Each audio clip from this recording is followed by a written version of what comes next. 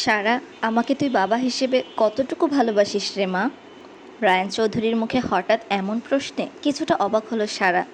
তার মনে একরাশ বিস্ময় জাগলেও নিজেকে দ্রুত সামলে নিয়ে শান্ত গলায় বলল, তোমাকে কতটা ভালোবাসি তা হয়তো আমি কোনোদিন বলে বোঝাতে পারবো না বাবা, কারণ আমার ভালোবাসার কোনো মাপকাঠি নেই যে।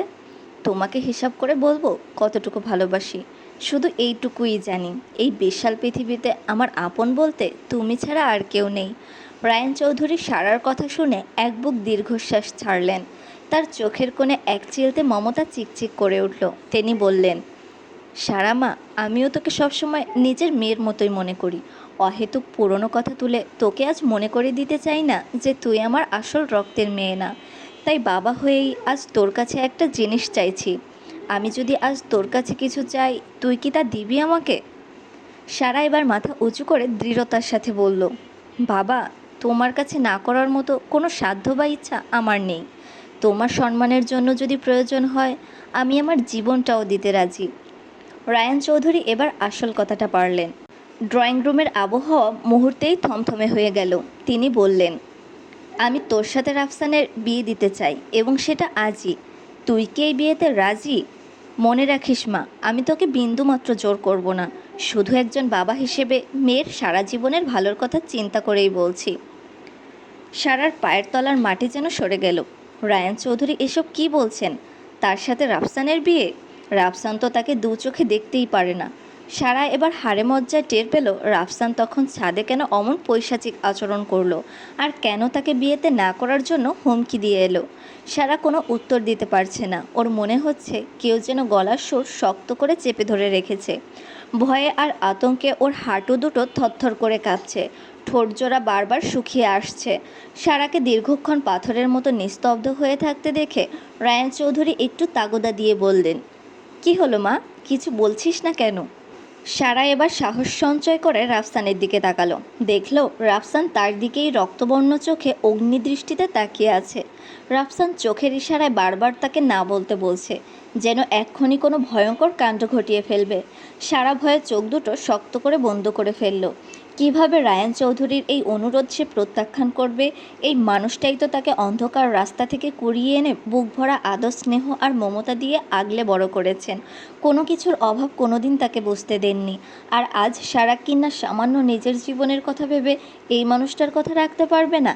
কেন পারবে না? অবশ্যই পারবে। সে তার বাবার সম্মানের জন্য জীবন দিতেও কুণ্ঠিত হবে না। যদি রাফসানকে বিয়ে করে তাকে তিলে তিলে মরতেও হয়, তবুও সে মরবে। অন্তত মরার আগে এটা বলতে পারবে যে সে তার বাবার দেওয়া কথার মর্যাদা রেখেছে।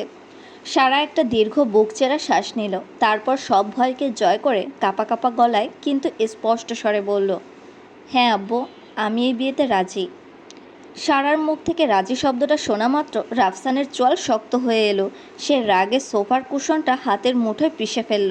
ও ভাবতেও পারেনি এই জঙ্গলি মেয়েটার এত সাহস হবে যে তার চোখের ইশারা আর হুমকিকে বুড়ো আঙুল দেখিয়ে সরাসরি চ্যালেঞ্জ ছুড়ে দেবে। অন্যদিকে রায়ান চৌধুরীর চোখে মুখে তখন এক আকাশ তৃপ্তির হাসি ফুটল। সব নিয়মকানুন মেনে অবশেষে সারা আর রাফসানের বিয়েটা সন্ধ্যার পর পড়ানো হলো। সাক্ষী হিসেবে রোহান আর মাশরাফিকে রাখা হলো। বিয়ের আনুষ্ঠানিকতা শেষ করে রায়ান চৌধুরী কাজী সাহেবকে বিদায় দিতে বাইরে বেরিয়ে গেলেন।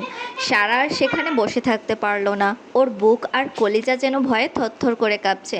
নিজেকে সামলাতে না পেরে সে এক দৌড়ে নিজের রুমে এসে ভেতর থেকে দরজা আটকে দিল। সোফায় পাথরের মতো নিথর হয়ে বসে আছে রাফসান।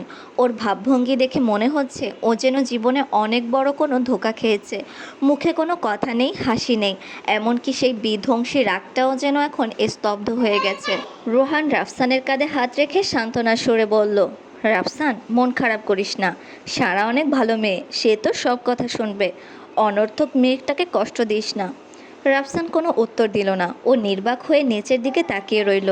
মনে হচ্ছে ও খুব গভীর আর অন্ধকার কোনো চিন্তায় ডুবে আছে।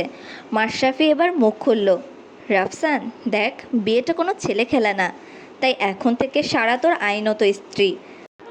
কাল তোকে বলেছিলাম না যে সারাকে তুই বোন বলে মানিস না, দেখবি সারাই তোর ঘরে বউ হয়ে ঢুকবে। ভাগ্য চাইলে কি না হয়। দেখলি তো আমার কথা একদম পাক্কা একদিনের মাথায় মিলে গেল। তবে যাই হোক, এখন আর রাগারাগি করিস না, আগে যা হয়েছে সব কিছু ভুলে গিয়ে সব ঠিক করে নে। দেখবি তুই একদিন নিজেই বলবি সারার মতো মেয়ে পেয়ে তুই জীবনে অনেক সুখী হয়েছিস। রাফসান হঠাৎ মাথা তুলে মাশরাফির দিকে তাকালো। ওর চোখের মণি দুটো তখনও টকটকে লাল, মুখে অদ্ভুত এক নিস্পৃহ হাসি ফুটিয়ে ও খুব নিচু গলায় বলল, সুখী হব কিনা জানি না মাশরাফি, তবে আমি কথা দিচ্ছি এই বিয়েটা সারার জীবনের শ্রেষ্ঠ স্মৃতি হয়ে থাকবে। এমন স্মৃতি যা ও মরে যাওয়ার আগ পর্যন্ত ভুলতে পারবে না। রোহান আর মাশরাফি একে অপরের দিকে তাকালো। রাফসানের গলার স্বরে এমন একটা হিমশীতল ভাব ছিল যা শুনে ওদের দুজনেরই গা শিউরে উঠল। ওরা বুঝতে পারল না রাফসান আসলে কি করতে চাইছে। রাত 1টা, চারিদিক পিনপতন নীরবতা। সারা ভয়ে কাচুমাচু হয়ে খাটের নিচে লুকিয়ে আছে, শরীরটা তার থরথর করে কাঁপছে। এই রুমটা এখন থেকে রাফসানের আর সারার।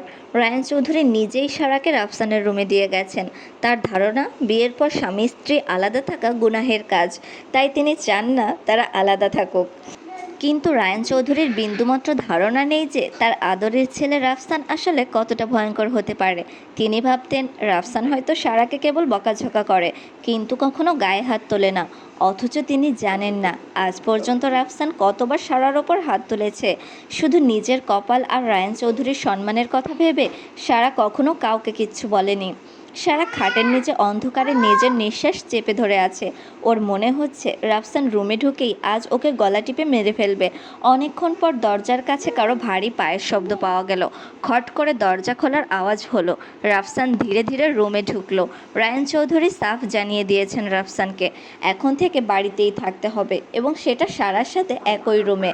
বাবার আদেশ অমান্য করার সাহস রাফসানের নেই, তাই সে রাগে ফুঁসতে ফুঁসতে এত রাত পর্যন্ত ছাদে কাটিয়ে এখন রুমে এলো। রাফসান রুমে ঢুকে চারপাশটা একবার দেখে নিল।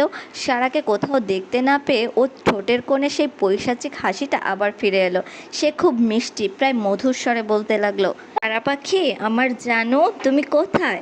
বের হও সোনা, আজ না আমাদের বাসর রাত। একটু সামনে আসো সোনা, তোমাকে একটু আদর করি।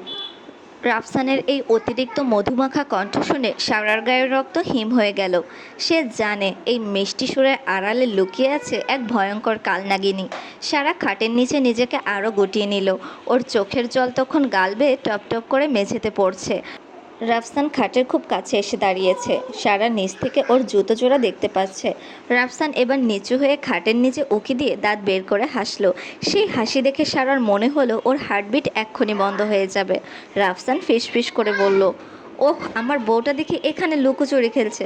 বের হয়ে আসো সারা, নাকি আমি ভেতরে গিয়ে তোমাকে টেনে বের করব।